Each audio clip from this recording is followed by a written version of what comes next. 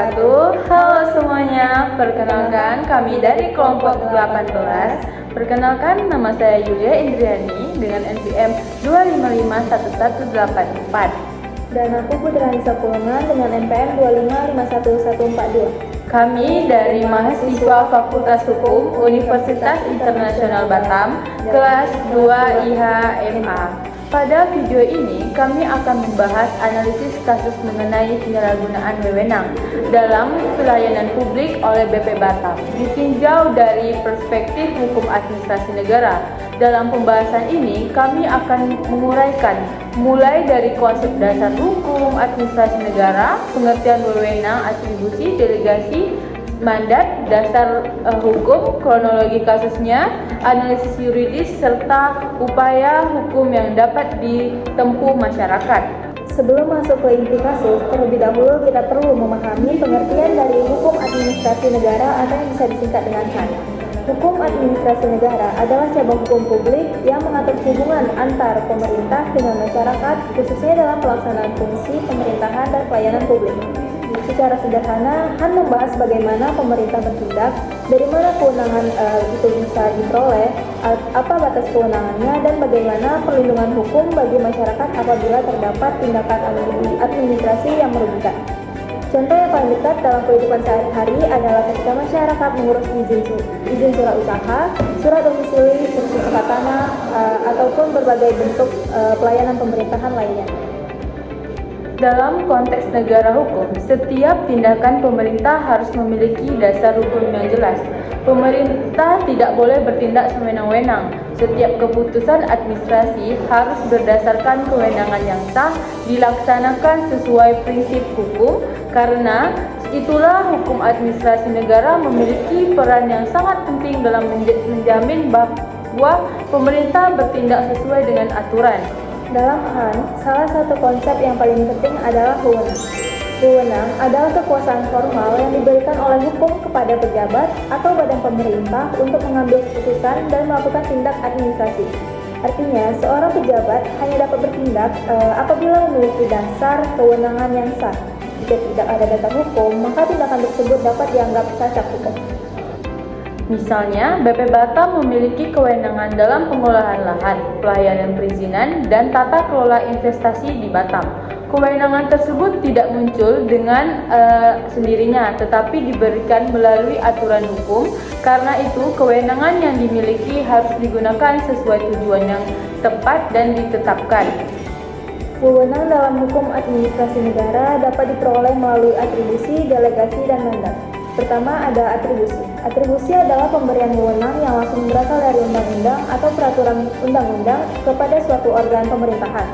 Dengan kata lain, atribusi ini merupakan kewenangan asli, seperti contoh, kewenangan BP Batam dalam mengelola kawasan perdagangan bebas dan lahan di Batam merupakan kewenangan yang diberikan berdasarkan peraturan perundang-undangan. Yang kedua yaitu delegasi. Delegasi adalah pelimpahan kewenangan dari pejabat atau organ pemerintah yang satu ke pejabat lain. Dalam delegasi, kewenangan yang dilimpahkan menjadi tanggung jawab penerima delegasi. Contohnya, Kepala BP Batam mendelegasi kewenangan mandatnya izin kepada kepala bidang tertentu, maka pejabat penerima delegasi bertanggung jawab atas keputusan tersebut. Ya, ada mandat. Mandat adalah pelimpahan pelaksanaan kewenangan kepada bawahan untuk bertindak atas nama pemberi mandat. Namun, berbeda dengan delegasi, tanggung jawab mandat tetap berada pada pemberi mandat. Contohnya, kepala dinas memberikan mandat kepada sekretaris atau staf untuk menandatangani surat atas nama kepala dinas. Tanggung jawab hukumnya tetap kepala dinas. Selain harus memiliki dasar kewenangan, tindakan pemerintah juga wajib sesuai dengan asas-asas umum pemerintah yang baik atau disebut dengan AUPB. AUPB merupakan prinsip-prinsip dasar yang harus dipatuhi oleh pemerintah. Asas yang relevan dalam kasus ini antara lain yang pertama ada asas kepastian, keterbukaan, asas kecermatan, asas tidak menyalahgunakan wewenang, serta asas pelayanan yang baik. Sebagai contoh, asas kepastian hukum berarti masyarakat harus mendapatkan kejelasan mengenai prosedur, waktu, dan hasil pelayanan. Sedangkan asas keterbukaan berarti sebuah informasi harus diberikan secara transparan. Jika masyarakat tidak mengetahui status izinnya atau prosedur berubah, maka akses ini berpotensi dilanggar. Sekarang kita masuk pada kasus utama, yaitu dugaan penyalahgunaan wewenang dalam pelayanan publik oleh BP Batam. Sebagaimana kita ketahui, BP Batam memiliki peran yang sangat penting dalam pengelolaan lahan investasi dan perizinan di Kota Batam. Karena Batam merupakan kota strategis perdagangan dan investasi. Pelayanan yang diberikan BP Batam sangat memengaruhi masyarakat dan pelaku usaha. Dalam praktiknya, sering terdapat keluhan masyarakat mengenai lambatnya proses pelayanan. Misalnya dalam pengurusan izin usaha, izin lokasi atau alokasi lahan. Beberapa masyarakat dan pelaku usaha mengeluhkan bahwa dokumen yang sudah lengkap tetap membutuhkan waktu yang lama tanpa penjelasan yang jelas. Ini menimbulkan ketidakpastian hukum dan kerugian secara ekonomi. Sebagai contoh konkret, kita dapat melihat kasus Rempang Eco City. Dalam kasus ini terdapat konflik antara kepentingan investasi dan hak masyarakat yang telah lama menetap di wilayah tersebut. Masyarakat menilai bahwa proses pengambilan keputusan dan relokasi belum sepenuhnya transparan. Selain itu, muncul persoalan terkait keterbukaan informasi dan partisipasi masyarakat.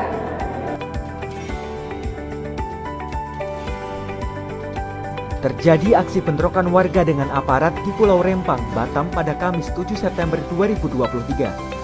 Bentrokan itu melibatkan warga dengan tim gabungan TNI, Polri, Direktorat Pengamanan Badan Pengusahaan, dan Satpol PP Pulau Rempang.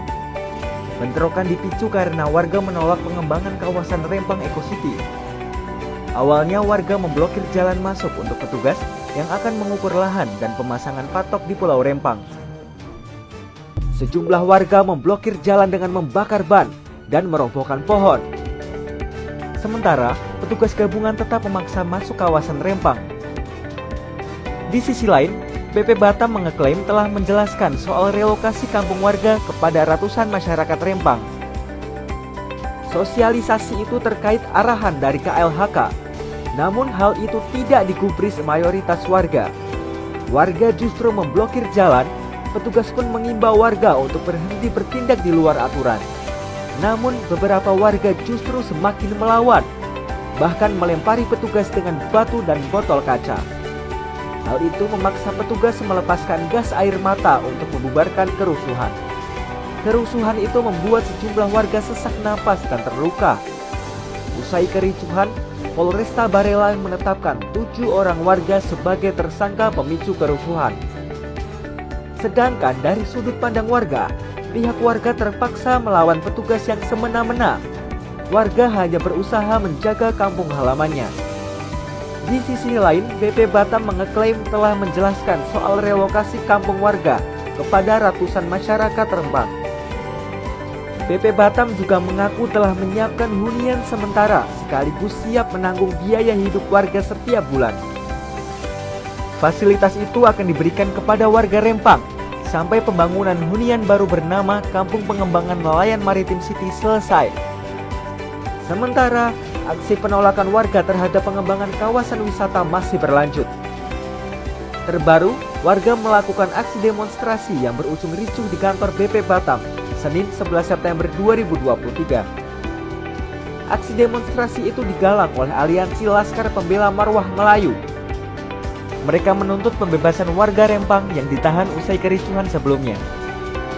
Unjuk rasa berujung ricuh itu mengakibatkan 6 orang petugas keamanan terluka akibat lemparan batu, kayu, dan besi. Dari sudut pandang HAM, kasus ini dapat dianalisis dari sisi legalitas tindakan pemerintah. Apakah tindakan tersebut telah sesuai dengan prosedur? Dan apakah masyarakat telah diberikan informasi yang memadai? Dan apakah keputusan yang diambil telah memperhatikan asas kepastian hukum? Pertanyaan-pertanyaan ini menjadi inti analisis dalam hukum administrasi negara. Dasar hukum yang relevan dalam kasus ini adalah Undang-Undang Nomor 30 Tahun 2014 tentang Administrasi Pemerintah. khususnya pasal 17 yang menyatakan bahwa pejabat pemerintah dilarang menyalahgunakan wewenangnya. Penyalahgunaan wewenang dapat berupa yang pertama, melampaui kewenangan, mencampurkan wewenang, dan yang terakhir ada bertindak sewenang-wenang. Selain itu, terdapat Undang-Undang Nomor 25 Tahun 2009 tentang Pelayanan Publik. Undang-undang ini mengatur bahwa pelayanan harus dilakukan secara cepat, mudah, dan transparan. Jika pelayanan dilakukan secara lambat tanpa alasan yang sah, maka dapat dikategorikan sebagai maladministrasi. Menurut analisis kami, apabila pelayanan oleh BP Batam dilakukan secara lambat dan tidak transparan, maka terdapat indikasi pelanggaran terhadap AUPB, terutama asas-asas kepentingan hukum dan asas pelayanan yang baik. Selain itu, apabila kewenangan digunakan tidak sesuai dengan tujuan pemberiannya, maka hal tersebut dapat dikategorikan sebagai penyalahgunaan wewenang. Sebagai contoh, apabila kewenangan pengolahan lahan justru digunakan dengan cara yang menimbulkan konflik dan ketidakjelasan status hukum masyarakat. Pihak yang dirugikan dapat menempuh beberapa upaya hukum. Yang pertama itu melapor dugaan maladministrasi kepada Ombudsman Republik Indonesia. Yang kedua, mengajukan keberatan administratif kepada instansi terkait. Dan yang ketiga, apabila terdapat keputusan tata usaha negara yang merugikan, maka dapat diajukan gugatan kepada PT UN. Kesimpulannya, setiap kewenangan yang diperoleh melalui atribusi, delegasi maupun mandat harus digunakan sesuai tujuan hukum. Pelayanan publik harus selalu berpedoman pada AUPB dan prinsip perlindungan hak masyarakat. Setiap bentuk penyalahgunaan wewenang harus dapat dipertanggungjawabkan. Terima kasih telah menyimak video kami. Wassalamualaikum warahmatullahi wabarakatuh.